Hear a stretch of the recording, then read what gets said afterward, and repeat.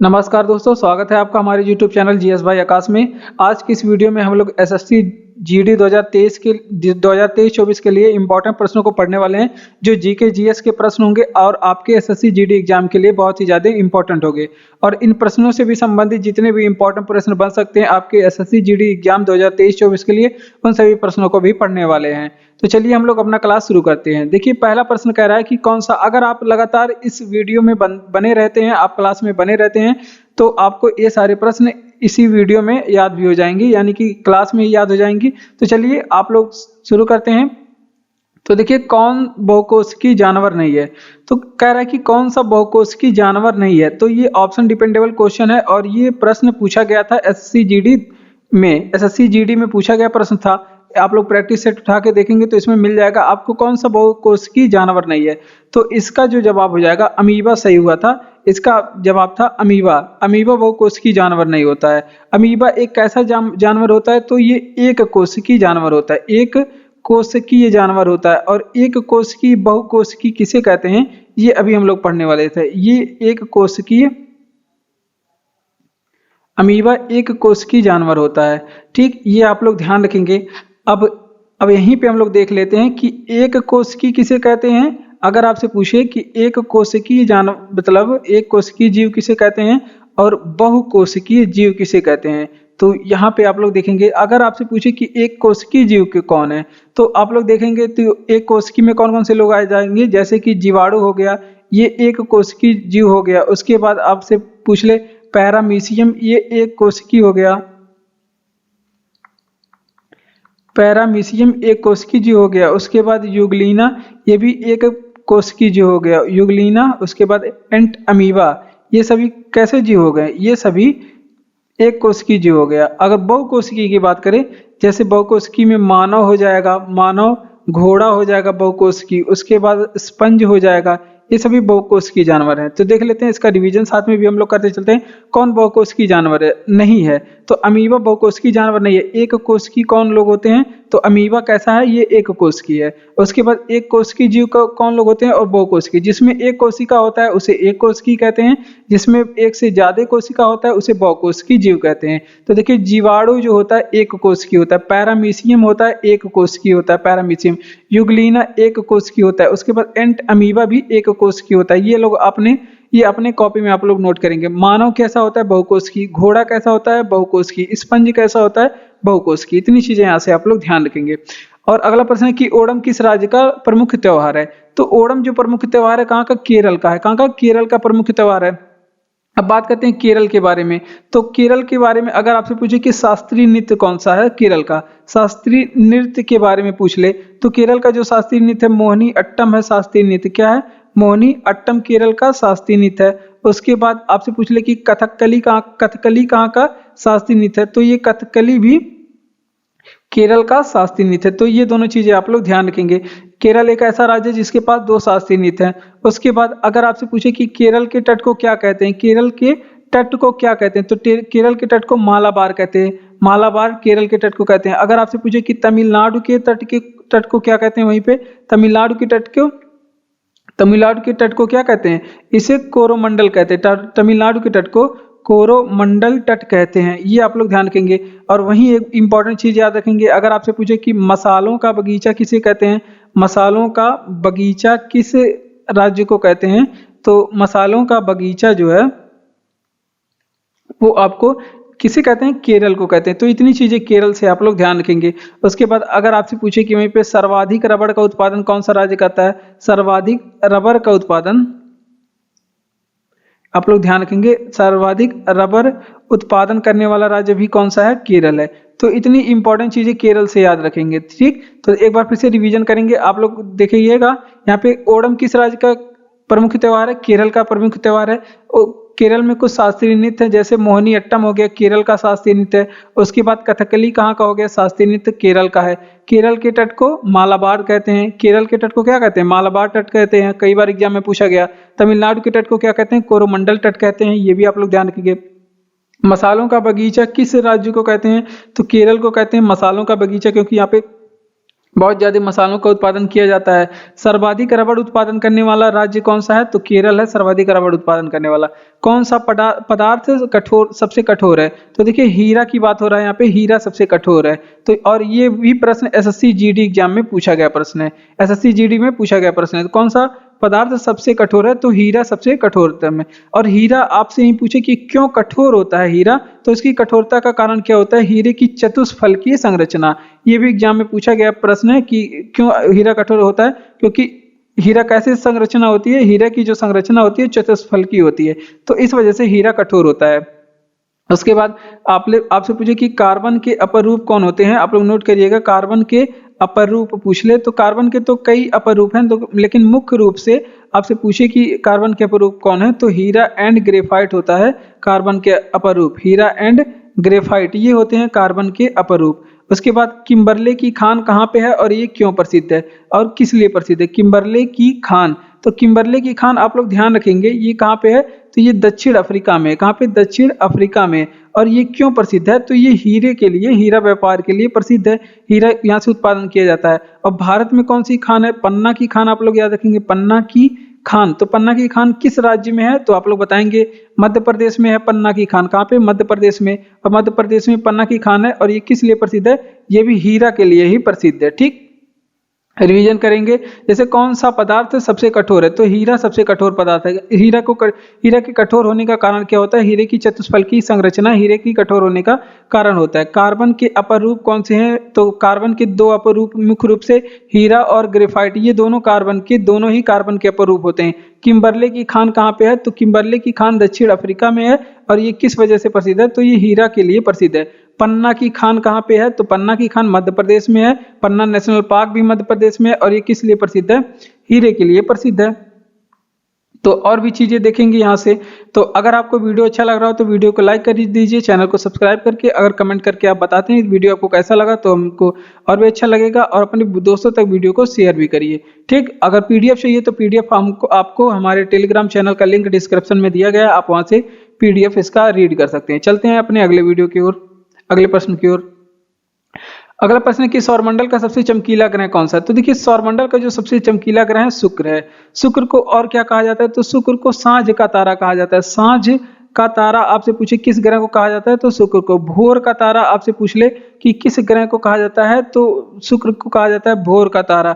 उसके बाद अगर आपसे पूछे कि पृथ्वी की बहन किसको कहा जाता है? पृथ्वी की जुड़वा बहन किस ग्रह को कहा जाता है? तो पृथ्वी की जुड़वा बहन ये शुक्र को कहा जाता है। अगर आपसे पूछे कि पृथ्वी की भगनी किस ग्रह को कहा जाता है? पृथ्वी की भगनी मतलब भी बहन होता है, तो इस वजह से बताया जाता है, तो वो भी आपके शुक्र ग्रह को कहते हैं। ठीक, अगर आपसे पूछे कि शुक्र ग्रह का घूर्णन किस दिशा से किस दिशा तक होता है? तो ये पूर्व से पश्चिम दिशा तक होता है इसका घूर्णन। कहाँ पे? पूर्व से पश्चिम दिशा की ओर होता है सूर्य का घूर्णन।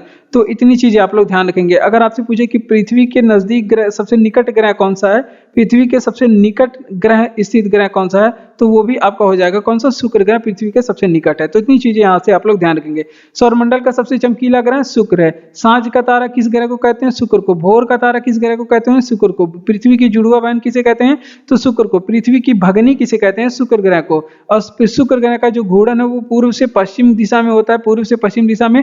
और पृथ्वी के सबसे निकट ग्रह कौन सा है?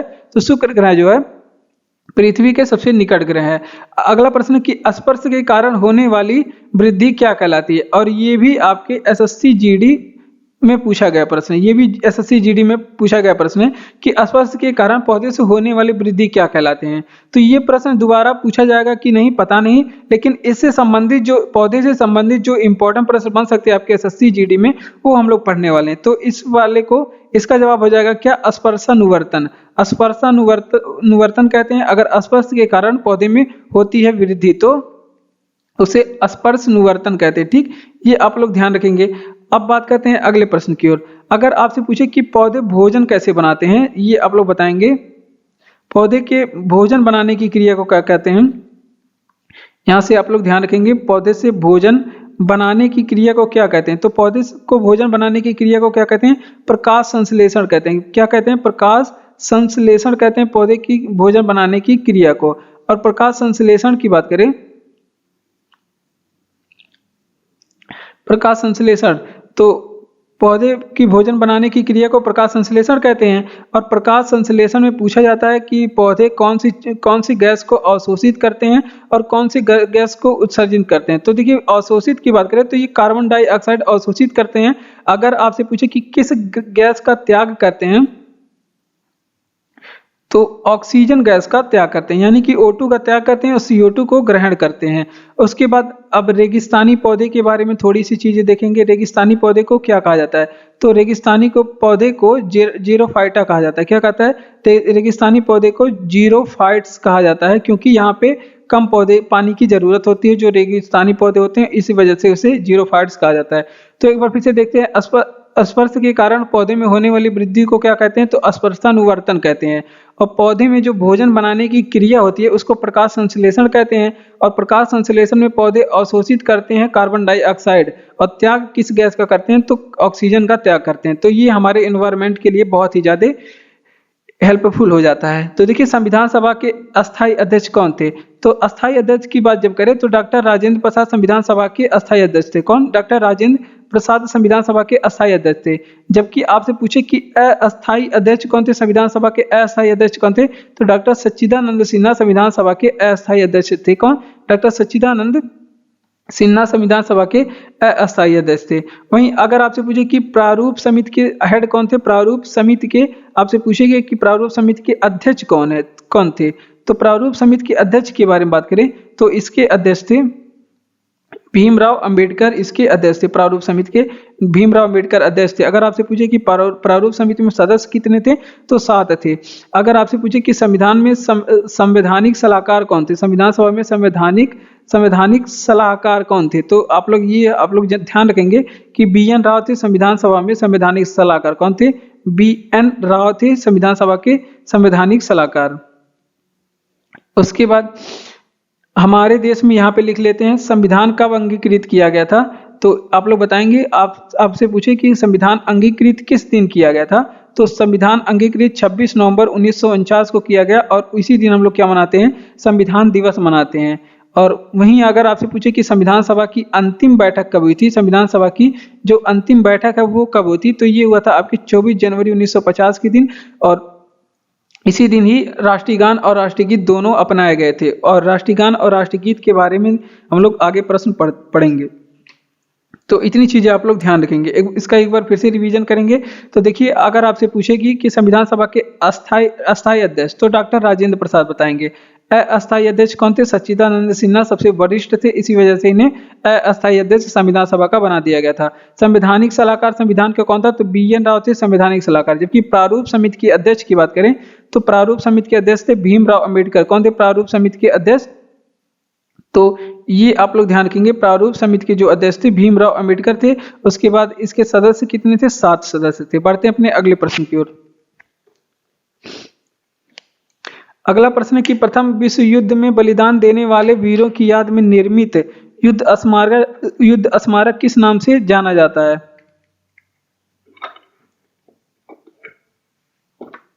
तो देखिए प्रथम विश्व युद्ध में जो ये SSC GD में पूछा गया अभी प्रश्न है, ये SSC GD में पूछा गया प्रश्न है। तो देखिए प्रथम विश्व युद्ध में जो बलिदान देने वाले वीर थे उनकी याद में एक युद्ध स्मारक बनाया गया है और वो नई दिल्ली में बनाया गया है। और इसी वजह से इसे क्या कहते हैं? इसे इंडिया गेट कहते हैं। क्या कहते हैं? इंडिया गेट के नाम से जाना जाता है। तो ये आप लोग ध्यान रखेंगे। और ये स्थित कहाँ पे है? तो ये नई दिल्ली में स्थित है। कहाँ पे? नई दिल्ली में स्थित है। इतनी चीजें यहाँ से आप लोग ध्यान रखेंगे। और इस इंडिया गेट का पूछा जाता है वास्तुकार कौन था? इस इंडिया गेट का जो वास्तुकार थे एडविन लुटियन उनका नाम था। क्या कई बार पूछा गया है, जो इंडिया गेट है इसके वास्तुकार कौन थे? एडविन लुटियंस थे। ठीक, तो ये भी आप लोग ध्यान रखेंगे, एडविन लुटियन थे। उसके बाद अगर आपसे पूछे कि इंडिया गेट का निर्माण तो बहुत पहले शुरू हो गया था, लेकिन निर्माण पूर्ण आपसे पूछे कब हुआ था? तो ये 1931 में बनकर के तैयार हुआ था। और इंडिया गेट का आपसे पूछ ले कि उद्घाटन किसने किया था? इंडिया गेट का उद्घाटन करने वाले कौन थे? आपके इरविन थे। इरविन के समय में इंडिया गेट का उद्घाटन किया गया था, इरविन के द्वारा ही किया गया था। अब बात करते हैं प्रथम विश्व युद्ध के बारे में। थोड़ी सी चीजें तो युद्ध की भी हो यहाँ पे। प्रथम विश्व युद्ध कब से कब तक चला था? तो जो लोग पढ़े हैं यहाँ पे बताएंगे जिनको याद है। तो प्रथम विश्व युद्ध की बात करें तो ये आपका 1914 से 1918 तक चला था। कब? 1914 से 1918 तक चला था। उसके बाद ये अगर आपसे पूछे कि प्रथम विश्व युद्ध किस संधि के द्वारा समाप्त हुआ, तो ये वर्साय की संधि के द्वारा समाप्त हुआ। वर्साय की संधि के द्वारा ये समाप्त हुआ। तो इतनी चीजें यहाँ से आप लोग ध्यान रखेंगे। तो देख लेते हैं, अगर आपसे पूछे कि प्रथम विश्व युद्ध में बलिदान देने वाले वीरों की याद में निर्मित युद्ध स्मारक किस नाम से जाना जाता है, तो उसे इंडिया गेट कहते हैं। नई दिल्ली में स्थित है। और इंडिया गेट के वास्तुकार कौन थे? एडविन लुटियंस थे इंडिया गेट के वास्तुकार। निर्माण पूर्व हुआ 1931 में और उद्घाटन कब हुआ? तो इरविन के समय में इरविन ने इसका उद्घाटन किया। उसके बाद प्रथम विश्व युद्ध कब से कब था? तो 1914 से 1918 तक चला था। समाप्त कब हुआ था? तो वर्साय की संधि के द्वारा समाप्त हुआ था। भारत का राष्ट्रगीत क्या है? तो देखिए, भारत का जो राष्ट्रगीत है, राष्ट्रगीत पूछे तो वंदे मातरम भारत का राष्ट्रगीत है। क्या है? वंदे मातरम भारत का राष्ट्रगीत है। अगर आपसे पूछे कि भारत का जो राष्ट्रीय गीत है ये कहाँ से लिया गया है, तो जो राष्ट्रीय गीत है भारत का,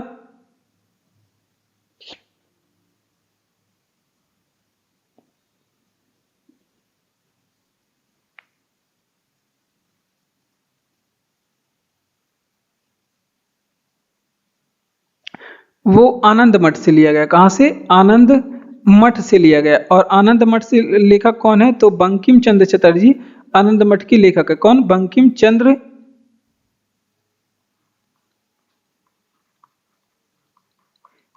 चंद्र चटर्जी आनंद मठ के लेखक हैं। और वंदे मातरम जो है ये संविधान सभा के द्वारा कब, राष्ट्रीय गीत संविधान सभा के द्वारा कब अपनाया गया? तो राष्ट्रीय गीत और राष्ट्रगान दोनों एक ही दिन अपनाया गया था।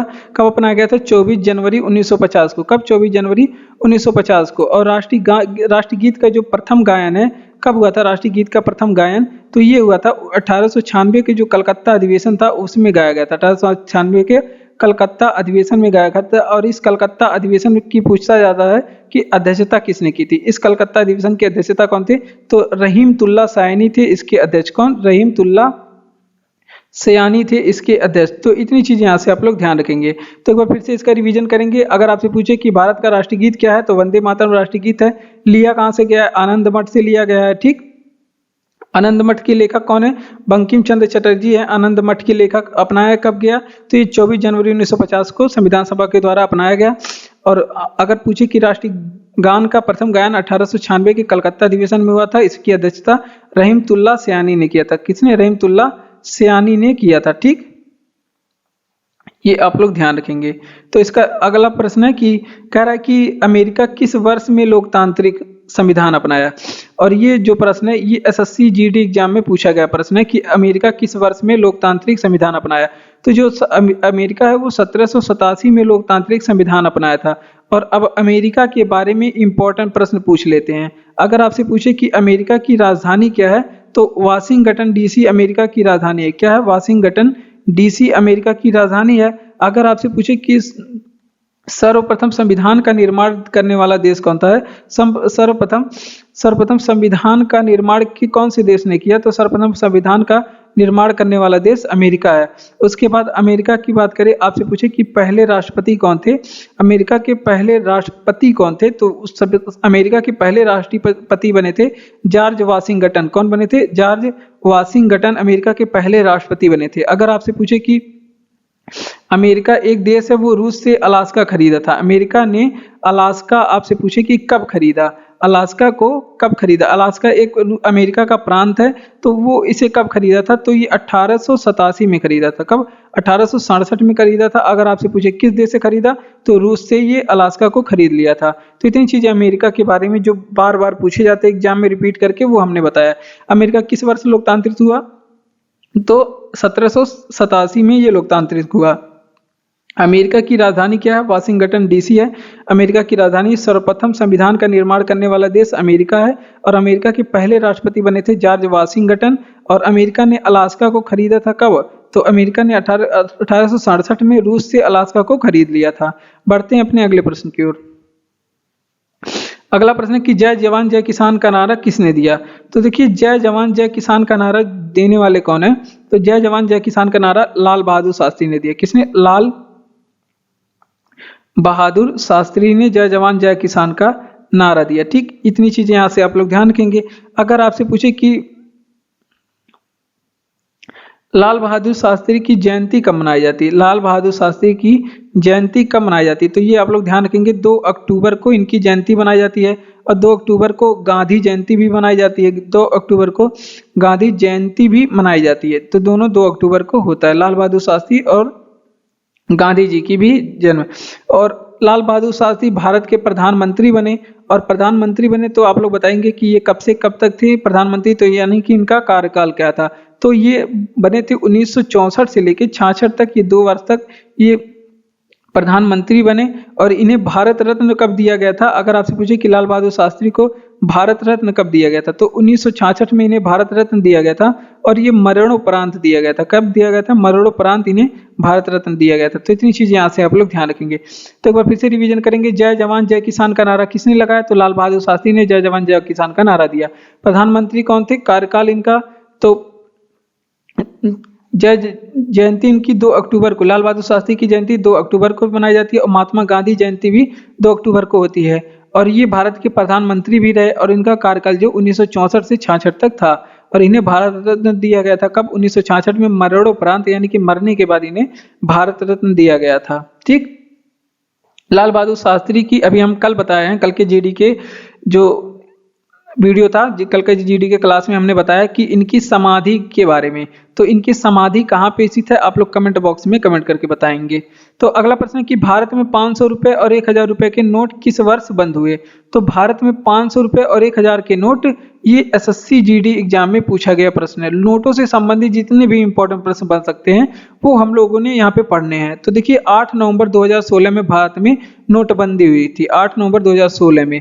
और अगर आपसे पूछे कि नोट बंद करने की घोषणा किसने किया था, तो उस समय थे प्रधानमंत्री। सब लोग कह रहे थे कि मोदी जी नोट बंद कर दिए, मोदी जी नोट बंद कर दिए। तो इसी वजह से आप लोग इसे ध्यान रखेंगे, नरेंद्र मोदी जी ने क्या कर दिया था? घोषणा किया था नोट बंद करने का। अब बात करते हैं भारत में नोट जारी करने का काम किसे है? तो आरबीआई के द्वारा नोट को जारी किया जाता है। किसके द्वारा? आरबीआई के द्वारा नोट को जारी किया जाता है। भारत का सेंट्रल बैंक है भाई आरबीआई, और भारत का सबसे बड़ा बैंक है। अगर आपसे पूछे कि नोट जारी की कौन करता है, तो नोट पर हस्ताक्षर बताइए। नोट जारी तो आरबीआई करता है, लेकिन आपसे पूछे कि नोट पर हस्ताक्षर किसके होते हैं, तो नोट पे हस्ताक्षर जो है वो आरबीआई के गवर्नर के होते हैं। किसके? आरबीआई के गवर्नर के हस्ताक्षर होते हैं, ये आप लोग ध्यान रखेंगे। अब आप गवर्नर बन जाइए तो नोट पे आपका हस्ताक्षर होगा। अगर आपसे पूछे कि नोट पर भाषा कितनी होती है, जो कि कई बार पूछा गया है एग्जाम में, नोट पर भाषा पूछे तो 15 भाषा नोट पर होती है। तो इसका फिर से रिवीजन करेंगे। भारत में 500 रुपए और 1000 के नोट किस वर्ष बंद हुए? तो 8 नवंबर 2016 को भारत में नोटबंदी हुई थी। घोषणा किसने किया था? प्रधानमंत्री नरेंद्र मोदी जी ने। नोट जारी कौन करता है? आरबीआई के द्वारा जारी करता है। नोट पे हस्ताक्षर किसके होते हैं? आरबीआई के गवर्नर का हस्ताक्षर होते हैं। और नोट पे भाषा कितनी होती है? 15 भाषा होती है। सूर्योदय का देश किसे कहते हैं? तो जापान को कहते हैं सूर्योदय का देश। किसे? जापान को कहते हैं सूर्योदय का देश। और वहीं अर्धरात्रि के सूर्य का देश किसे कहते हैं? अर्धरात्रि के सूर्य का देश किसे कहते हैं? तो अर्धरात्रि के सूर्य का जो देश है, अर्धरात्रि का सूर्य का जो देश है वो नॉर्वे को कहते हैं। किसे कहते हैं? नॉर्वे को कहते हैं। ठीक। अगर आप अब बात करते हैं जापान के बारे में। जापान की मुद्रा क्या है? तो जापान की मुद्रा येन है। अगर आपसे पूछे कि जापान का संसद क्या है, तो जापान के संसद का नाम है डायट। क्या है? जापान के संसद का नाम डायट है। अगर आपसे पूछे कि जापान की राजधानी क्या है, तो जापान की राजधानी क्या है? टोक्यो है जापान की राजधानी। अगर आपसे पूछे कि भारत और जापान के बीच में कौन सा युद्धाभ्यास होता है, तो भारत और जापान के बीच में 2, एक तो होता है धर्म गार्जियन युद्धाभ्यास, एक होता है आपका धर्म गार्जियन युद्धाभ्यास, और एक होता है आपका वीर गार्जियन युद्धाभ्यास। कौन सा? धर्म गार्जियन और वीर गार्जियन नामक 2 युद्धाभ्यास होते हैं भारत और जापान के बीच में। अगर आपसे पूछे कि वहीं पे जापान का ओसाका किसे कहते हैं? जापान का मैनचेस्टर किसे कहते हैं? तो जापान का मैनचेस्टर जो है वो ओसाका को कहते हैं। ओसाका को कहते हैं जापान का मैनचेस्टर। तो इतनी चीजें यहाँ से आप लोग ध्यान रखेंगे। एक बार फिर से, सूर्योदय का देश किसे कहते हैं? जापान को कहते हैं। अर्धरात्रि के सूर्य का देश किसे कहते हैं? नॉर्वे को कहते हैं। अर्धरात्रि के सूर्य का देश नॉर्वे को कहते हैं। जापान के बारे में इंपॉर्टेंट प्रश्न: मुद्रा येन, संसद डायट, राजधानी टोक्यो, और फिर युद्धाभ्यास धर्म गार्जियन वीर गार्जियन। युद्धाभ्यास कौन सा? धर्म गार्जियन वीर गार्जियन। और जापान का मैनचेस्टर किसे कहते हैं? ओसाका को कहते हैं। तो इतनी चीजें यहाँ से आप लोग ध्यान रखेंगे। बढ़ते हैं अपने अगले प्रश्न की ओर। अगला प्रश्न है कि विश्व का सबसे छोटा जीवित पक्षी, और ये एसएससी जीडी एग्जाम में पूछा गया प्रश्न है, और पक्षियों से संबंधित जो जीडी एग्जाम में प्रश्न बन सकते हैं उन प्रश्नों को हम लोग पढ़ेंगे। तो देखिए इस प्रश्न का जो जवाब हो जाएगा हेमिंग बर्ड है सबसे छोटा जीवित पक्षी। अगर वहीं आपसे पूछ ले कि सबसे बड़ा पक्षी कौन सा है, अगर आपसे पूछे कि विश्व का सबसे बड़ा पक्षी कौन सा है, सबसे बड़ा जीवित पक्षी, तो वो कौन सा पक्षी है, तो शुतुरमुर्ग है विश्व का सबसे बड़ा जीवित पक्षी। शुतुरमुर्ग है, ठीक, ये आप लोग ध्यान रखेंगे। और वहीं एसएससी जीडी में पूछा गया प्रश्न है शांति का प्रतीक किस पक्षी को कहते हैं, शांति का प्रतीक किस पक्षी को कहते हैं, तो ये भी एसएससी जीडी में पूछा गया प्रश्न है। तो आप लोग अनुमान लगा सकते हैं कि जीडी में पक्षियों से प्रश्न पूछे जाते हैं। तो शांति का जो प्रतीक है वो कबूतर को कहते हैं, किसे, कबूतर पक्षी को शांति का प्रतीक कहते हैं। और अब पक्षियों के बारे में, कुलिक पक्षी अभ्यारण्य कहाँ पे है, कुलिक पक्षी अभ्यारण्य ये कहाँ पे है, तो कुलिक पक्षी अभ्यारण्य जो है वो कहाँ पे, पश्चिम बंगाल में, कहाँ पे, पश्चिम बंगाल में है कुलिक पक्षी अभ्यारण्य। और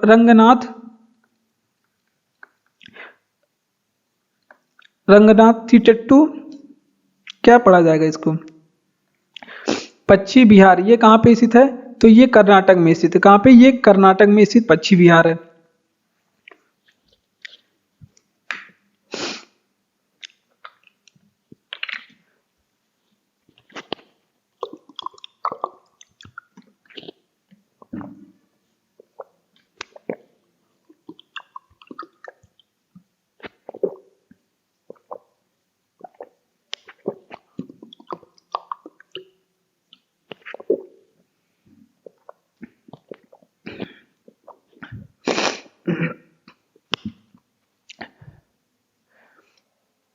तो इसका रिवीजन करेंगे हम लोग। विश्व का सबसे छोटा जीवित पक्षी कौन सा है, विश्व का सबसे छोटा जीवित पक्षी हेमिंग बर्ड है, और सबसे बड़ा पक्षी क्या नाम है, शुतुरमुर्ग है। उसके बाद शांति का प्रतीक किस पक्षी को कहते हैं, शांति का प्रतीक कबूतर को कहते हैं, ये भी एसएससी जीडी में पूछा गया प्रश्न है। और इस पहले वीडियो में हमने बताया भी था, कुलिक पक्षी अभ्यारण्य कहाँ पे है, पश्चिम बंगाल में।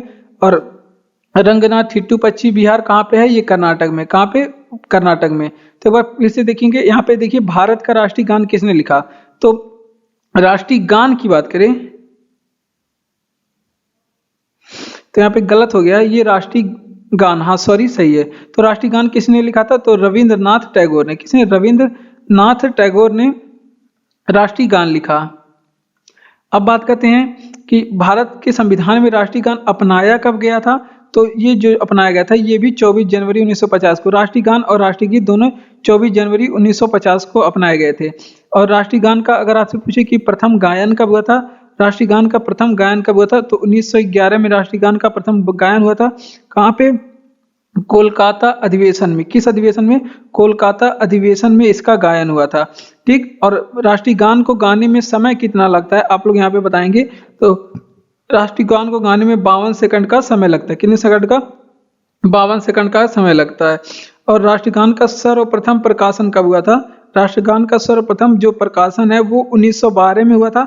और आपसे पूछे कि राष्ट्रगान का जो प्रकाशन है वो किस पत्रिका के माध्यम से हुआ था, तो तत्वबोधिनी नामक, यहाँ पे आप लोग ध्यान रखेंगे, तत्व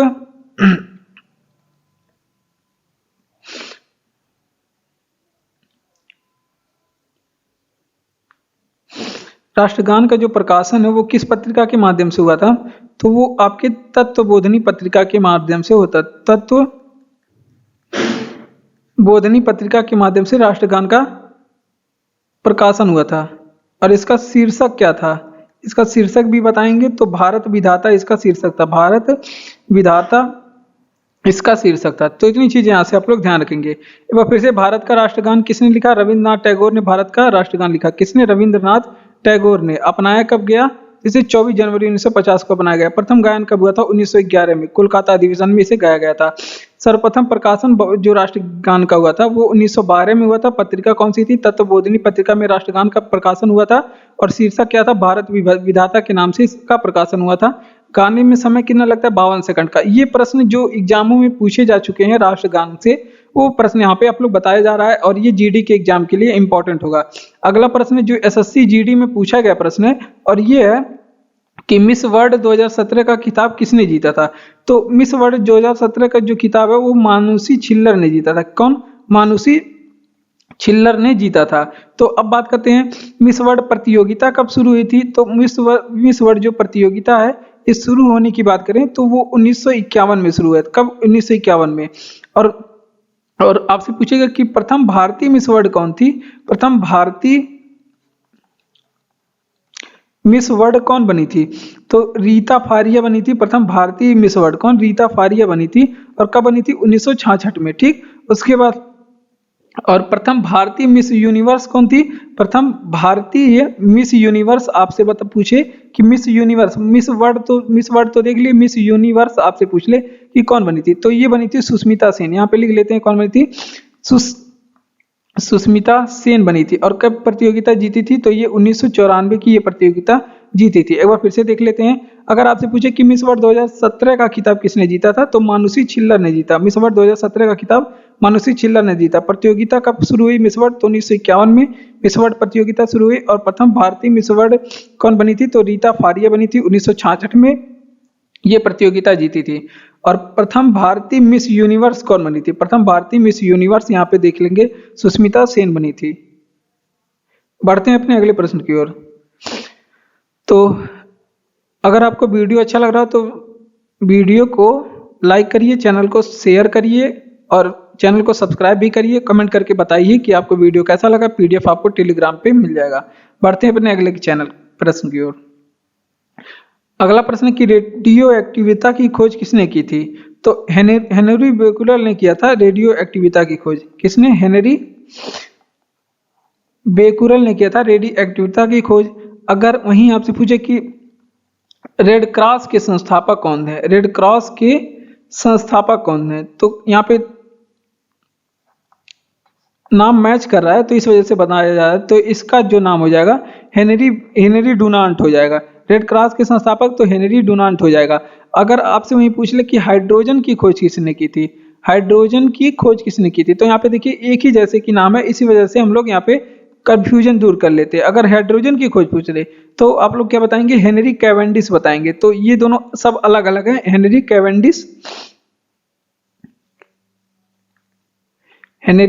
कैवेंडिश बताएंगे। ठीक। उसके बाद तो इतनी चीजें आप लोग ध्यान रखेंगे। तो देख लेते हैं रेडियो एक्टिविता की खोज तो हेनरी बेकुरल हो जाएगा। रेड क्रॉस के संस्थापक हेनरी डुनांट हो जाएगा। क्या हो जाएगा? Henry Dunant. हाइड्रोजन की खोज अगर पूछे तो हेनरी कैवेंडिश ने हो जाएगा। ठीक। उसके बाद यहीं पे आप लोग बताएंगे कि रेड क्रॉस दिवस कब मनाते हैं भारत। यहाँ पे विश्व रेड क्रॉस दिवस कब मनाया जाता है। तो विश्व रेड क्रॉस दिवस 8 मई के दिन मनाया जाता है। तो ये चीजें भी ध्यान रखेंगे। तो एक बार फिर से रेडियो एक्टिविता की खोज किसने किया। हेनरी बेकुरल ने किया। रेड क्रॉस के संस्थापक हेनरी डुनांट है। रेड क्रॉस के संस्थापक कौन है? हेनरी डुनांट है। उसके बाद हाइड्रोजन की खोज कौन की है? हेनरी कैवेंडिश ने की। रेड क्रॉस दिवस 8 मई के दिन मनाया जाता है। महानदी और गोदावरी के डेल्टा किस मिट्टी से समृद्ध है। मिट्टियों से भी प्रश्न पूछा जाता है और ये एसएससी जीडी में पूछा गया प्रश्न है। एसएससी जीडी एग्जाम में पूछा गया प्रश्न है। महानदी और गोदावरी नदी के जो डेल्टा किस मिट्टी से समृद्ध है, यानी कि ये दोनों के डेल्टा जो है वो किस मिट्टी से बने हुए हैं। तो ये जलोढ़ मिट्टी से बने हुए हैं। अब बात करते हैं कुछ महानदी के बारे में, कुछ चीजें देखेंगे। तो महानदी की बात करें तो इसका उद्गम सबसे पहले आप लोग बताएंगे कि महानदी का उद्गम कहाँ से होता है। तो ये सिंहवा पहाड़ी से होता है। किस पहाड़ी से? सिंहवा पहाड़ी से होता है। महानदी पे आपसे पूछे कि कौन सा बांध बना हुआ है। तो महानदी पे हीराकुंड बांध बना हुआ है। कौन सा? हीराकुंड, जो कि भारत का सबसे लंबा बांध है। हीराकुंड बांध ये महानदी पे बना हुआ है। और कहाँ पे? उड़ीसा में बना हुआ है। कहाँ पे? उड़ीसा में बना हुआ है। अगर आपसे पूछे कि वो क्या बोलते हैं, अगर आपसे पूछे कि कटक किस नदी के किनारे बसा हुआ है। कटक किस नदी के किनारे बसा हुआ शहर है। तो ये महानदी के किनारे बसा हुआ शहर है। किस नदी के किनारे? महानदी के किनारे बसा हुआ शहर है। उसके बाद यहीं देख लेते हैं गोदावरी के बारे में कुछ प्रश्न।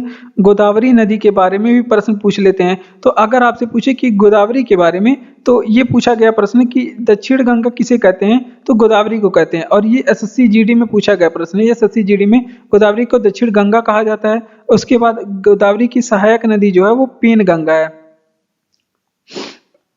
पेन गंगा किसकी सहायक नदी है? तो ये गोदावरी की सहायक नदी है। इतनी चीजें आप लोग यहाँ से ध्यान रखेंगे। तो एक बार फिर से रिवीजन करेंगे। महानदी और गोदावरी डेल्टा की किस मिट्टी से समृद्ध है। तो जलोढ़ मिट्टी से संबंधित है। ठीक। और महानदी के बारे में बात करें तो उद्गम कहाँ से होता है? सिंहवा पहाड़ी से इसका उद्गम होता है। और बांध कौन सा बना हुआ है इस पे? हीराकुंड बांध भारत का सबसे लंबा बांध है, उड़ीसा में बना हुआ है। और कटक किस नदी के किनारे है? तो महानदी के किनारे कटक स्थित है। और गोदावरी के बारे में बात करेंगे जो कि एसएससी जीडी में पूछा गया है। दक्षिणी गंगा कहते हैं। और बात करते हैं इसे पेन गंगा इसकी सहायक नदी है। कैसी नदी है? सहायक नदी, हेल्प रिवर बोल देते हैं, एचआर बोल देते हैं। ठीक, तो भारत का राष्ट्रीय पशु क्या है? भारत का राष्ट्रीय पशु है बाघ। आप सभी जानते हैं भारत का राष्ट्रीय पशु बाघ है। अगर आपसे पूछे कि भारत की राष्ट्रीय पक्षी क्या है, तो भारत की जो राष्ट्रीय पक्षी है मोर है। क्या है? मोर राष्ट्रीय पक्षी है। भारत का जो जलीय जीव है क्या है? भारत का जो जलीय जीव है कौन सा है? तो वो है गंगा डॉल्फिन। गंगा डॉल्फिन भारत का जलीय जीव है। ठीक, ये आप लोग ध्यान रखेंगे। गंगा डॉल्फिन भारत का जलीय जीव है। कब घोषित किया गया? 2009 में। अगर आपसे पूछे कि भारत की राष्ट्रीय नदी क्या है, भारत की राष्ट्रीय नदी क्या है, तो भारत की राष्ट्रीय नदी गंगा नदी है। और इसी गंगा नदी को भारत की राष्ट्रीय नदी का बनाया गया? 2009 में बनाया गया। अब भारत की राष्ट्रीय फूल क्या है? राष्ट्रीय फूल क्या है? तो राष्ट्रीय फूल है भारत का कमल। क्या है? कमल है। और भारत को भी पूछे कि राष्ट्रीय वृक्ष क्या है, तो भारत का राष्ट्रीय वृक्ष है बरगद। क्या है? बरगद राष्ट्रीय वृक्ष है।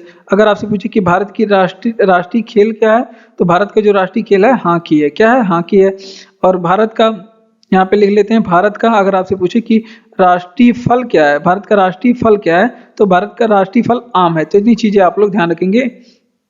तो इतनी चीजें आप लोग यहाँ से ध्यान रखेंगे। भारत का राष्ट्रीय पशु बाघ, राष्ट्रीय पक्षी मोर, राष्ट्रीय नदी तो गंगा नदी 2008 में बनाई गई थी। और राष्ट्रीय जो मछली है तो गंगा डॉल्फिन मछली है। क्या है? डॉल्फिन, गंगा डॉल्फिन मछली 2009 में बनाई गई। और राष्ट्रीय फूल कमल, राष्ट्रीय बरगद पेड़, राष्ट्रीय पेड़ बरगद, राष्ट्रीय खेल हॉकी और राष्ट्रीय फल आम। तो इतनी चीजें यहाँ से आप लोग ध्यान रखेंगे। ठीक, राष्ट्रीय फल आम। बढ़ते हैं अपने अगले प्रश्न की ओर। अगला प्रश्न है कि 1992 की तराई युद्ध में पृथ्वीराज चौहान किसके हाथों पराजित हुए थे? और ये आपके एसएससी जीडी एग्जाम में पूछा गया प्रश्न है। 1992 की जो तराइन युद्ध था, 1992 वाला जो तराइन युद्ध था वो सेकंड युद्ध था। कैसा युद्ध था? ये सेकंड युद्ध था। तो इसमें जो पृथ्वीराज चौहान किसके हाथों पराजित हुए थे, तो इसमें पृथ्वीराज चौहान मोहम्मद गोरी के हाथों पराजित हो जाते हैं। किसके? मोहम्मद गोरी के हाथों पराजित हो जाते हैं। तो अब तराइन का अगर आपसे पूछे कि प्रथम युद्ध कब हुआ था, अगर आपसे पूछे कि तराइन का प्रथम युद्ध, तो ये 1991 में हुआ था। और किसके किसके बीच में हुआ था? तो कैरेक्टर यही थे। एक तरफ से कौन? पृथ्वीराज चौहान, एक तरफ से पृथ्वीराज चौहान, एक तरफ थे पृथ्वीराज चौहान और एक तरफ कौन था? मोहम्मद गोरी। प्रथम वाले में क्या होता है कि मोहम्मद गोरी को हरा देते हैं। कौन? मोहम्मद गोरी की पराजय हो जाती है। क्या हो जाती है? मोहम्मद गोरी की पराजय। जबकि दूसरे वाले में क्या हो जाता है? पृथ्वीराज चौहान की पराजित हो जाते हैं। पृथ्वीराज चौहान, तो पहले वाले में कौन हारेगा? तो मोहम्मद गोरी हारेगा। पृथ्वीराज चौहान क्या होंगे? विजयी होंगे। और दूसरे वाले में कौन हारेगा? तो उसमें पृथ्वीराज चौहान हारेंगे और गोरी क्या होगा? जीत जाएगा। और यहाँ पे तराइन का तृतीय युद्ध भी हुआ था। आप लोग यहाँ पे ध्यान रखेंगे तराइन का थर्ड युद्ध कब हुआ था। तो तराइन का जो तीसरा वाला जो युद्ध है वो हुआ था आपका कब से कब तक हो, इसका डेट है वो चला था 12 से 15 तक, 12 से 15 से 1200 से 1216 तक। ठीक, और ये जो हुआ था पानीपत का जो तीसरा वाला युद्ध था, ये इल्तुतमिश के बीच में हुआ था। इल्तुतमिश एंड कुबाचा के बीच में, इल्तुतमिश एंड कुबाचा के बीच में। और इसमें जो विजयी होते कौन? इल्तुतमिश। और हारा कौन था? कुबाचा हार गया था। ये पानीपत का तीसरा युद्ध। तो एक बार फिर से रिवीजन करेंगे कि सातवां वाला है कि 1992 में तराइन के युद्ध में पृथ्वीराज चौहान किसके हाथों पराजित हुए? तो मोहम्मद गोरी के हाथों पराजित हुए थे। और तराइन का पहले युद्ध जो हुआ था वो 1991 में। ये जो 1992 वाला है वो तराइन का दूसरा युद्ध था। और ये जो था इसमें कौन कौन लड़े थे प्रथम युद्ध में? तो पृथ्वीराज चौहान और गोरी के बीच में ही हुआ था। लेकिन पहले वाले में जीते थे कौन थे? पृथ्वीराज चौहान जीत गए थे और गोरी की इसमें पराजय हो गई थी। जबकि दूसरे वाले में क्या हुआ था? इसमें गोरी जीत गया था और पृथ्वीराज चौहान की पराजय हो गई थी।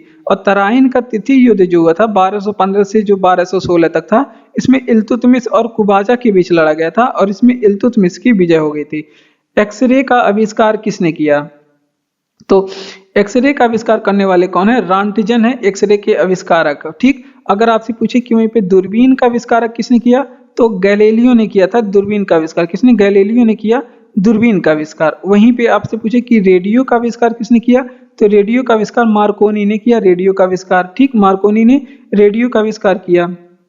और पेनिसिलिन का आविष्कार किसने किया था? पेनिसिलिन का जो आविष्कार है वो एफ फ्लेमिंग ने किया। किसने? एफ फ्लेमिंग ने पेनिसिलिन का आविष्कार किया। भाप इंजन का आविष्कार किसने किया था? तो जेम्स वाट ने भाप इंजन का आविष्कार किया था, जेम्स वाट ने। टेलीफोन का आविष्कार किसने किया? टेलीफोन का आविष्कार किसने किया? तो ग्राहम बेल ने किया था टेलीफोन का आविष्कार, ग्राहम बेल ने। तो इतनी चीजें यहाँ से आप लोग ध्यान रखेंगे। तो एक बार फिर से, एक्सरे का आविष्कार रांटजन ने, और दूरबीन का आविष्कार किसने किया? गैलीलियो ने। रेडियो का आविष्कार मार्कोनी ने। पेनिसिलिन का आविष्कार एफ फ्लेमिंग ने। भाप इंजन का जो आविष्कार है जेम्स वाट। टेलीफोन का आविष्कार ग्राहम बेल ने किया। इतनी चीजें यहाँ से आप लोग ध्यान रखेंगे। चार मीनार कहाँ पे स्थित है? तो ये धरोहर से भी प्रश्न पूछे जाते हैं कि कौन सा धरोहर कहाँ पे स्थित है।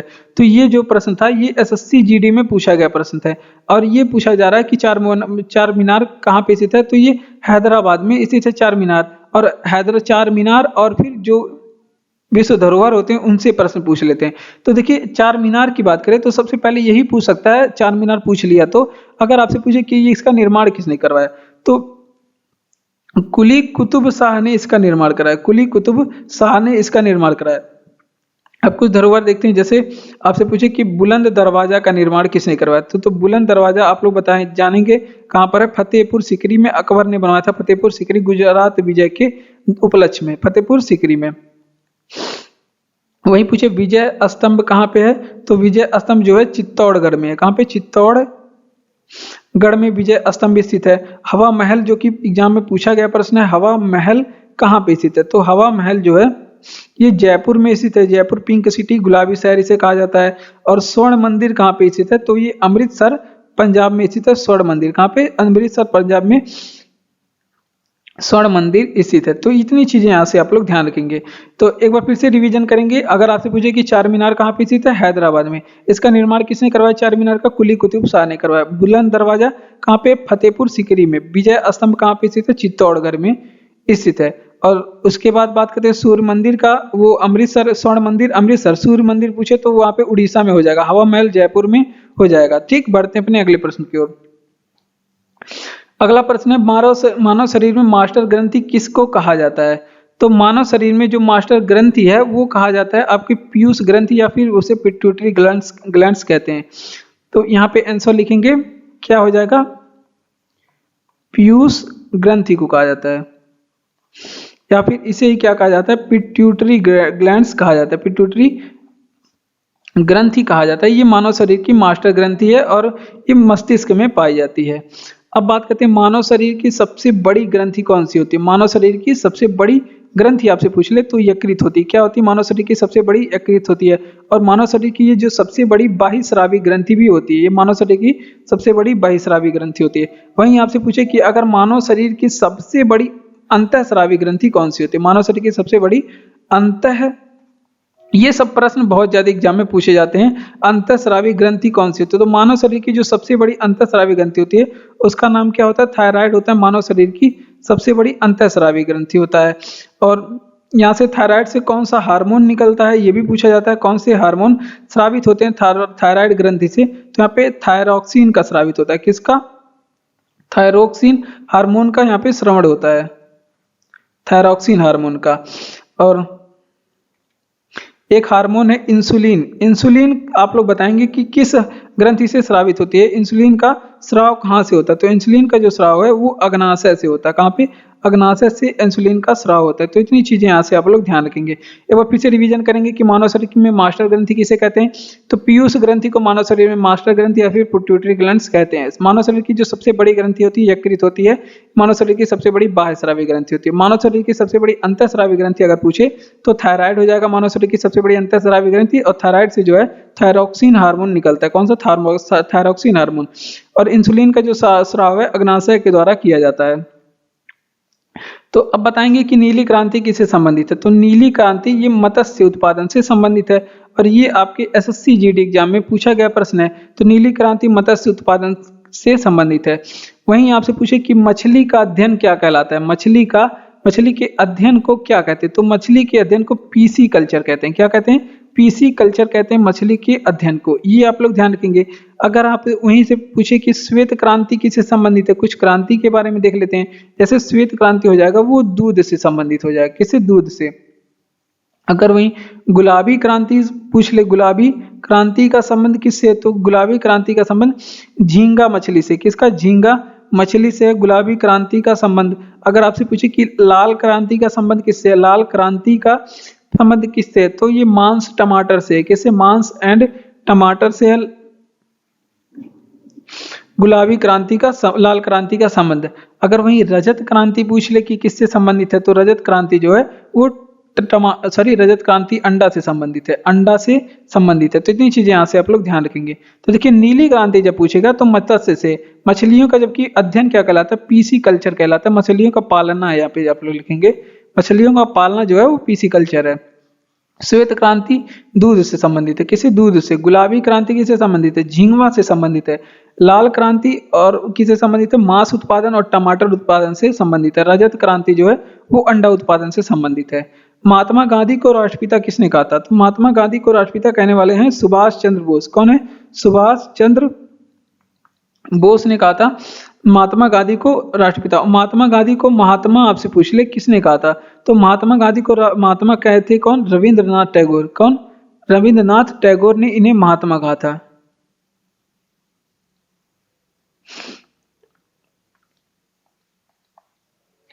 रविंद्रनाथ टैगोर ने इन्हें महात्मा कह के संबोधित किया। उसके बाद महात्मा गांधी को अगर आपसे पूछे कि अर्धनग्न फकीर किसने कहा था महात्मा गांधी को, तो विंस्टन चर्चिल ने इन्हें अर्धनग्न फकीर कहा था। कौन, विंस्टन चर्चिल। चर्चिल ने इन्हें विंस्टन चर्चिल ने इन्हें अर्धनग्न फकीर कहा था। ठीक, तो इतनी चीजें यहाँ पे आप लोग ध्यान रखेंगे। अब कुछ चीजें सुभाष चंद्र बोस के बारे में भी देख लेते हैं, सुभाष चंद्र बोस के बारे में। और सुभाष चंद्र बोस के बारे में क्या पूछा जाता है कि इन्हें नेताजी किसने कहा था, और सुभाष चंद्र बोस को देश नायक किसने कहा था, किसने, देश नायक किसे कहा जाता है, तो इन्हें देश नायक रविंद्रनाथ टैगोर ने कहा था। किसने, रविंद्रनाथ टैगोर ने इन्हें देश नायक कहा था। और नेताजी ने एडोल्फ हिटलर ने कहा था। किसने, एडोल्फ हिटलर ने कहा था। एडोल्फ हिटलर जर्मनी का तानाशाह था। तो इतनी चीजें यहाँ से आप लोग ध्यान रखेंगे। महात्मा गांधी को राष्ट्रपिता किसने कहा था, सुभाष चंद्र बोस ने कहा था। महात्मा किसने कहा था, रविंद्रनाथ टैगोर ने कहा था। अर्धनग्न फकीर इन्हें जो विंस्टन चर्चिल ने कहा था, अर्धनग्न फकीर। और बात करते सुभाष चंद्र बोस को, इन्हें नेताजी किसने कहा था, एडोल्फ हिटलर ने। और देश नायक कह के इन्हें संबोधित किया था रविंद्रनाथ टैगोर ने। ठीक, बढ़ते हैं अपने अगले प्रश्न की ओर। अगला प्रश्न है कि विश्व की सबसे बड़ी नदी द्वीप, यहाँ पे विश्व की सबसे बड़ी नदी द्वीप माजुली किस नदी पे स्थित है, और ये भी एसएससी जीडी एग्जाम में पूछा गया प्रश्न है। ठीक, तो देख लेते हैं। अगर आपसे पूछे कि विश्व की जो सबसे बड़ी नदी द्वीप है, आंसर यहाँ पे आप लोग लिखेंगे, उसका नाम है माजुली नदी द्वीप। कौन सी, माजुली नदी द्वीप। ठीक, और ये किस नदी पे स्थित है, तो ये स्थित है ब्रह्मपुत्र नदी पे। किस नदी पे, ब्रह्मपुत्र नदी पे ये स्थित है। उसके बाद जो यहाँ से इंपॉर्टेंट प्रश्न बनेगा वो आप लोग देख लेते हैं। ब्रह्मपुत्र नदी की अगर आपसे पूछे कि लंबाई कितनी किलोमीटर है, तो ब्रह्मपुत्र की जो लंबाई है 2900 किलोमीटर है।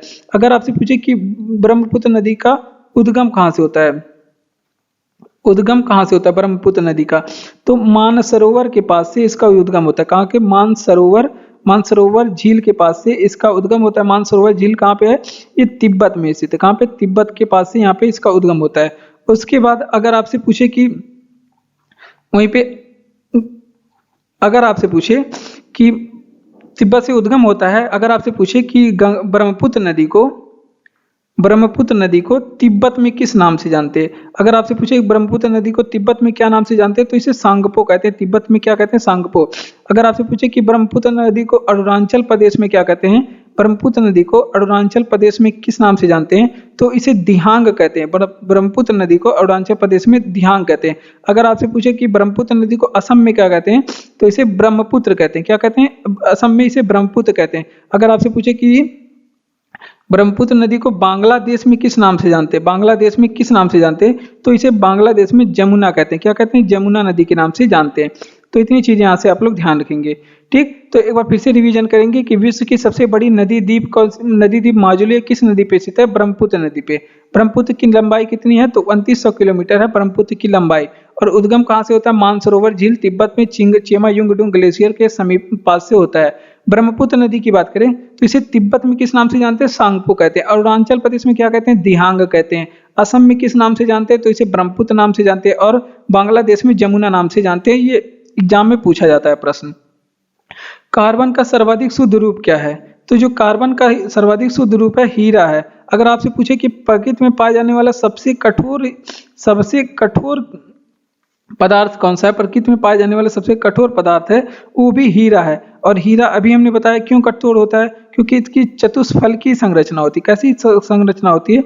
चतुष्फलकीय संरचना के कारण ये हीरा जो है कठोर होता है। इसकी जो संरचना बनावट होती है वो चतुष्फलकीय होती है। अब बात करते हैं वहीं पे एंटवर्प क्यों प्रसिद्ध है? एंटवर्प ये आपसे पूछे कि प्रसिद्ध क्यों है, तो एंटवर्प जो है वो हीरा व्यापार के लिए प्रसिद्ध है। ये हीरा के व्यापार के लिए ये प्रसिद्ध है। ठीक, ये क्यों प्रसिद्ध है? हीरा के व्यापार में। एंटवर्प कहाँ पे है? बेल्जियम में है। बेल्जियम आप लोग ध्यान रखेंगे, बेल्जियम की राजधानी क्या है? ब्रुसेल्स। और ये क्यों प्रसिद्ध है? ये हीरा के व्यापार के लिए प्रसिद्ध है। ठीक, अब बात करते हैं हीरा की कुछ खान है हमारे पास। जैसे पन्ना की खान कहाँ पे है? पन्ना की खान ये भी हमने बताया। पन्ना की खान कहाँ पे है आप लोग बताएंगे और किस लिए प्रसिद्ध है। और किम्बरले की खान कहाँ पे है और ये किस वजह से प्रसिद्ध है? किम्बरले की खान कहाँ पे है और ये किस वजह से प्रसिद्ध है? ये आप लोग कमेंट बॉक्स में बताएंगे। तो एक बार फिर से देखिए, सर्वाधिक शुद्ध रूप हीरा का, कार्बन का सर्वाधिक शुद्ध रूप हीरा होता है। सबसे कठोर पदार्थ प्रकृति में पाए जाने वाला हीरा है। और ये क्यों मतलब कठोर होता है? क्योंकि इसकी संरचना जो होती है चतुष्फलकीय होती है। एंटवर्प जो प्रसिद्ध है किसके लिए? हीरा व्यापार के लिए प्रसिद्ध है। और स्थित कहाँ पे? बेल्जियम में स्थित है। पन्ना की खान और फिर किम्बरले की खान क्यों और किस लिए प्रसिद्ध है, कहाँ पे स्थित है, ये आप लोग बताएंगे।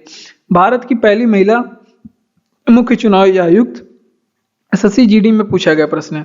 भारत की पहली महिला मुख्य चुनाव आयुक्त कौन थी? रमा देवी थी। कौन थी? रमा देवी। और यहाँ पे चुनाव आयुक्त या फिर चुनाव आयोग से संबंधित जो पहले हम लोग प्रश्न पढ़ने वाले हैं ये बहुत ज्यादा इंपॉर्टेंट है। पहले चुनाव आयुक्त आप लोग बताएंगे कौन थे? भारत के पहले चुनाव आयुक्त कौन हुए? तो भारत के पहले चुनाव आयुक्त थे सुकुमार सेन। कौन थे? सुकुमार सेन भारत के पहले चुनाव आयुक्त थे। और वर्तमान समय में भारत के चुनाव आयुक्त कौन है ये भी आप लोग बताएंगे। तो राजीव कुमार है वर्तमान समय में भारत के चुनाव आयुक्त। कौन है? राजीव कुमार है। पहली महिला चुनाव आयुक्त रमा देवी। पहले पुरुष चुनाव आयुक्त तो सुकुमार सेन।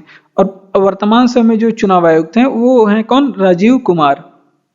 अब बात करते हैं कि चुनाव आयोग की स्थापना कब हुई थी? चुनाव आयोग है तो आप लोग बताएंगे चुनाव आयोग की स्थापना कब हुई थी। तो इसकी जो स्थापना है 25 जनवरी 1950 को हुई थी। कब? 25 जनवरी 1950 को हुई थी। और चुनाव आयोग का जो कार्य है वो क्या होता है? ये स्वतंत्र और निष्पक्ष चुनाव कराना। स्वतंत्र एंड निष्पक्ष चुनाव कराना। ठीक, तो ये इसका कार्य होता है। ठीक, इतनी चीजें आपसे आप लोग ध्यान रखेंगे। तो वह फिर से भारत की पहली महिला मुख्य चुनाव आयुक्त कौन थी? तो रमा देवी थी। कौन थी? रमा देवी। और पहले चुनाव आयुक्त कौन थे? सुकुमार सेन थे। और वर्तमान समय में चुनाव आयुक्त कौन है? राजीव कुमार है। तो चुनाव आयोग की स्थापना जो है 25 जनवरी 1950 में होती है। और इसका कार्य क्या होता है कि भारत में स्वतंत्र एंड निष्पक्ष चुनाव कराना। स्वतंत्र और निष्पक्ष चुनाव कराना। ठीक, इतनी चीजें यहां से आप लोग ध्यान रखेंगे। तो बढ़ते हैं अपने अगले प्रश्न की ओर। अगला प्रश्न है कि हमारा राष्ट्रीय पंचांग किस संवत पे आधारित है? तो हमारा जो राष्ट्रीय पंचांग है वो शक संवत पे आधारित है। कौन से संवत पे? शक संवत पे आधारित है। उसके बाद अगर आपसे पूछे कि हमारा जो राष्ट्रीय पंचांग है वो भारतीय संविधान द्वारा कब अपनाया गया, तो ये भी आप लोग ध्यान रखेंगे। इसे अपनाया गया था 22 मार्च 1957 को। कब? 22 मार्च 1957 को आधारित अपनाया गया। और वो जो है प्रथम माह इसका कौन सा होता है? प्रथम माह जो है हमारे राष्ट्रीय कैलेंडर का वो है तो चैत्र का। कौन सा? चैत्र का। अगर आपसे पूछे कि अंतिम माह कौन सा होता है, अंतिम मास कौन सा होता है इसका, तो फाल्गुन का महीना इसका अंतिम महीना होता है। कौन सा? फाल्गुन का महीना। ठीक, इतनी चीजें ध्यान रखेंगे। हमारा राष्ट्रीय पंचांग तो देख लेते हैं। राष्ट्रीय मिठाई क्या है आप लोग बताएंगे। हमारा राष्ट्रीय मिठाई आप लोग ध्यान रखेंगे कि जलेबी है। कौन सी है? जलेबी हमारी राष्ट्रीय मिठाई है। तो अब इसका रिवीजन करेंगे। अगर आपसे पूछे कि हमारा राष्ट्रीय पंजा किस संवत पे आधारित है, तो शक संवत पे आधारित है। और अपनाया कब गया था, तो अपनाया गया 22 मार्च 1957 को। और प्रथम माह इसका चैत्र का होता है, अंतिम माह किसका होता है, फाल्गुन का होता है। ये भी एग्जाम में पूछा गया प्रश्न है।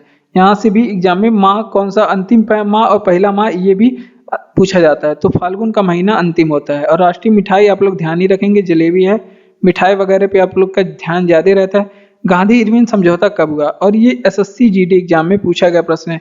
गांधी इरविन समझौता ये 5 मार्च 1931 को हुआ था। कब, 5 मार्च 1931 को हुआ था।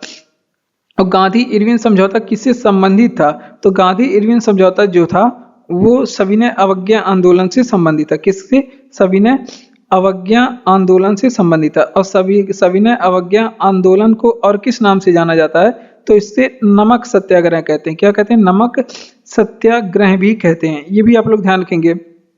सविनय अवज्ञा आंदोलन के विरोध में गांधी जी ने कौन सा आंदोलन चलाया था, तो इसके विरोध में गांधी जी ने क्या चलाया था, कौन सा आंदोलन, इसके विरोध में गांधी जी ने डांडी मार्च चलाया था। कौन सा, डांडी मार्च, जो कि कब से कब तक चला था, ये 12 मार्च से लेके के चला था 6 अप्रैल, 12 मार्च से लेके 6 अप्रैल। और 6 अप्रैल कब तक, 1930 तक। 12 मार्च 1930 से 6 अप्रैल 1930 चला था।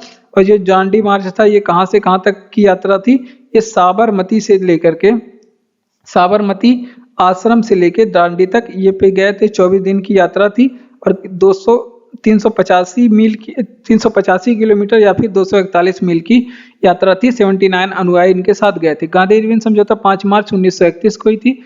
संबंधित किसे साथ, सविनय अवज्ञा आंदोलन से संबंधित है, जिसे नमक सत्याग्रह भी कहते हैं। इसके विरोध में गांधी जी ने डांडी मार्च चलाया था। 12 मार्च से 6 अप्रैल 1930 तक था। और साबरमती आश्रम से लेकर दांडी तक की ये यात्रा थी। पेस मेकर का संबंध किससे, तो पेस मेकर का जो संबंध है हृदय से है। फिर ठीक, अगर आपसे पूछे कि ईसीजी टेस्ट का संबंध किससे है, तो ये भी आपके हृदय से है। किससे, हृदय से है। कार्डियोलॉजी में किसका अध्ययन करते हैं, कार्डियोलॉजी में किसका अध्ययन करते हैं, तो कार्डियोलॉजी में जो है वो हृदय का अध्ययन करते हैं। हृदय का अध्ययन कहते हैं, कार्डियोलॉजी में हृदय का अध्ययन करते हैं। हृदय की स्पंदन कितनी होती है, तो वो 72 बार प्रति मिनट होती है। 1 मिनट में कितनी बार है, 72 बार प्रति मिनट होती है। और हृदय में हमारे कक्ष कितने होते हैं, तो 4 कक्ष होते हैं, 2 अलिंद 2 निलय। अगर आपसे पूछे कि हृदय में हमारे वाल्व कितने होते हैं, 4 वाल्व होते हैं। अगर आपसे पूछे कि हृदय का प्रथम प्रत्यारोपण किसने किया, मतलब पहली बार हृदय को किसने लगाया, एक लोगों से निकाल करके दूसरे लोग में, तो पहला जो प्रत्यारोपण है वो डॉक्टर क्रिश्चियन बर्नार्ड ने किया था। किसने, डॉक्टर क्रिश्चियन बर्नार्ड ने किया था। और ये कब किए थे, तो ये दक्षिण अफ्रीका के रहने वाले थे। कहाँ के, दक्षिण अफ्रीका के रहने वाले थे। और ये 1976 में किए थे, 1967 में किए थे।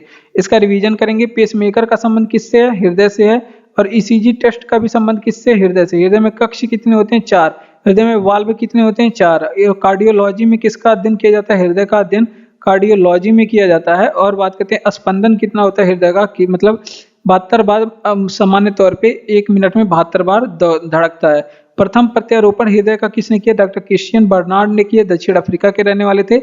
और हृदय का आपसे पूछे पहला बार प्रत्यारोपण कब किया गया था, तो 1967 में किया गया था। बढ़ते हैं अपने अगले प्रश्न की ओर। तो धन्यवाद, आज के वीडियो में बस इतना ही। अगर वीडियो आपको अच्छा लग रहा हो तो वीडियो को लाइक करिए, चैनल को सब्सक्राइब करके अपने दोस्तों तक शेयर करिए। जय हिंद। हंसते रहिए, पढ़ते रहिए, मुस्कुराते रहिए और खुश रहिए। खुश रहने से बड़ा कोई काम नहीं है। धन्यवाद।